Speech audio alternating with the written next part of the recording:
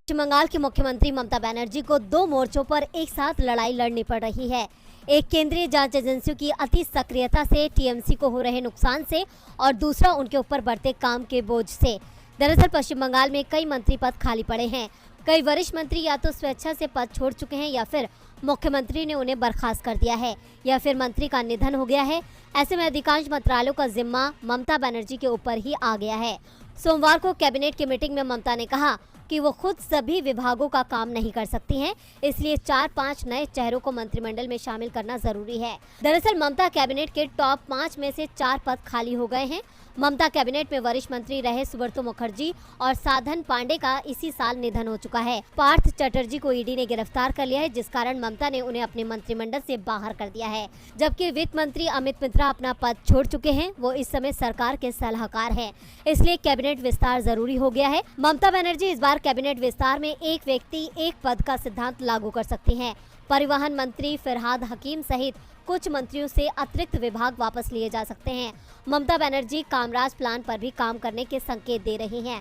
जिस प्लान की बात ममता कर रही हैं, वो 1963 में मद्रास के सीएम के कामराज ने देश के प्रधानमंत्री पंडित जवाहरलाल नेहरू के सामने पेश किया था। ये वो समय था जब भारत को चीन के साथ लड़ाई में हार मिली थी। देश में महंगाई भी बड़ी समस्या बन गई थी, जिसके चलते कांग्रेस की लोकप्रियता तेजी से घट रही थी। ऐसे में कामराज फार्मूले के तहत सभी मंत्रियों और मुख्यमंत्रियों को संगठन के काम में लगने के लिए कहा गया। कामराज के इस प्लान को नेहरू ने कांग्रेस वर्किंग कमेटी से पास करा दिया, जिसके बाद नेहरू कैबिनेट के सभी मंत्रियों को इस्तीफा देना पड़ा। इनमें जगजीवन राम, लाल बहादुर शास्त्री और मोरारजी देसाई जैसे दिग्गज नेता शामिल थे।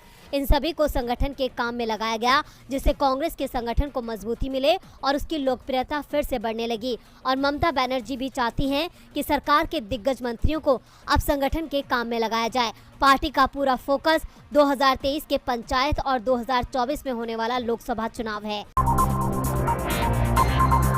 देश में महंगाई से हाहाकार मचा है। जनता पूछ रही है कि कब राहत दोगे सरकार, कब महंगाई से मुक्ति दिलाओगे सरकार। लेकिन जनता की परेशानियों को दूर करने की बजाय सरकार सवालों से बचने के लिए उन्हें लॉलीपॉप दे रही है। केंद्र ने लोगों के जख्मों पर नमक छिड़कने के लिए एलपीजी सिलेंडर के दाम में मामूली कटौती की है। इंडियन ऑयल कॉरपोरेशन के मुताबिक कमर्शियल एलपीजी सिलेंडर के दाम में 36 रुपए कम कर दिए गए हैं। गैस सिलेंडर की कीमत में कटौती होने के बाद अलग अलग शहरों में भी कीमतों में बदलाव हुआ है। अब दिल्ली में 19 किलो वाला कमर्शियल एलपीजी सिलेंडर 1976 रुपए 50 पैसे का मिलेगा। इससे पहले सिलेंडर की कीमत 2012 रुपए 50 पैसे थी। कोलकाता में 19 किलो वाला सिलेंडर पहले 2132 रुपए में मिलता, लेकिन आज से ये 2095 रुपए 50 पैसे में मिल रहा है। वहीं देश की आर्थिक राजधानी मुंबई में कमर्शियल सिलेंडर की कीमत घटकर 1936 रुपए 50 पैसे और चेन्नई में 2141 रुपए रह गई है। हालांकि 14 किलो वाले सिलेंडर की कीमत में कोई बदलाव नहीं हुआ है। दिल्ली में 14 किलो वाला घरेलू एलपीजी सिलेंडर 1053 रुपए, मुंबई में 1052 रुपए 50 पैसे, कोलकाता में 1079 रुपए और चेन्नई में 1068 रुपए 50 पैसे में मिल रहा है। बता दें कि मई में इसकी कीमत 2 बार बढ़ी थी। 7 मई को रसोई गैस सिलेंडर की कीमत 50 रुपए बढ़ाई गई थी। ये आंकड़े साफ बता रहे हैं कि सरकार ने राहत के नाम पर केवल मजाक किया है। ऐसे में सवाल उठता है कि आखिर कब कम होंगे दाम।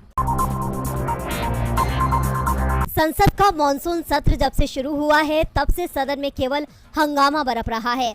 कभी अग्निपथ स्कीम को लेकर तो कभी नेताओं के बयान को लेकर। ऐसा एक दिन नहीं गुजरा जब संसद में शांतिपूर्ण तरीके से काम हुआ हो।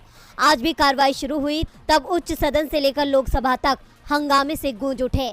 हालांकि इस हंगामे के बीच विपक्ष को राहत भी मिली। लोकसभा से निलंबित सांसदों की वापसी हो गई। दरअसल कांग्रेस के चारों सांसद मणिकम टैगोर, ज्योतिमणि, राम्या हरिदास और टीएन प्रतापन को लोकसभा में महंगाई को लेकर हंगामा करने पर सदन की कार्रवाई से निलंबित कर दिया गया था, लेकिन अब उनकी वापसी हो गई है।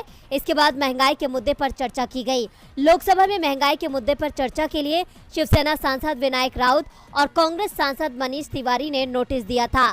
वहीं चर्चा को नियम 193 के तहत सूचीबद्ध किया गया था, लेकिन जैसे ही चर्चा शुरू हुई वैसे ही सत्ता पक्ष और विपक्ष के बीच बहस शुरू हो गई, जिसके बाद कार्रवाई को स्थगित कर दिया गया। अब कल राज्यसभा में इस मुद्दे पर बहस होगी। ऐसे में देखना होगा कि क्या सरकार विपक्ष के सवालों का जवाब दे पाएगी या नहीं।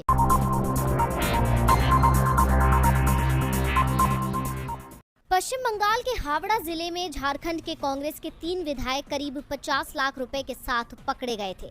कोर्ट ने तीनों विधायकों को 10 दिन की पुलिस रिमांड पर भेज दिया है। कांग्रेस ने आरोप लगाया है कि इन सब के पीछे असम के सीएम हिमंता बिस्वा शर्मा का हाथ है।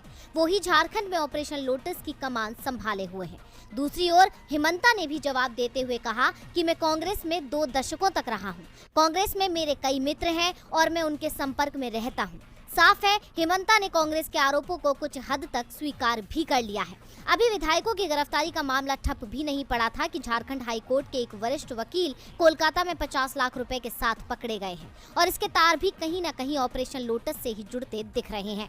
झारखंड हाई कोर्ट के वकील राजीव कुमार को कोलकाता के हेयर स्ट्रीट थाना पुलिस ने अरेस्ट किया है। राजीव कुमार ही झारखंड के मुख्यमंत्री हेमंत सोरेन की कथित शेल कंपनियों और खनन लीज मामले में दाखिल हुई PIL की पैरवी कर रहे हैं।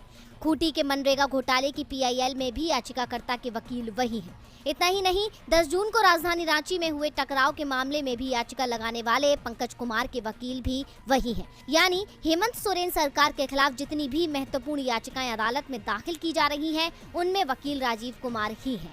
ऐसे में राजीव कुमार की गिरफ्तारी के तार भी झारखंड सरकार को गिराने के खेल से जोड़कर देखे जा रहे हैं।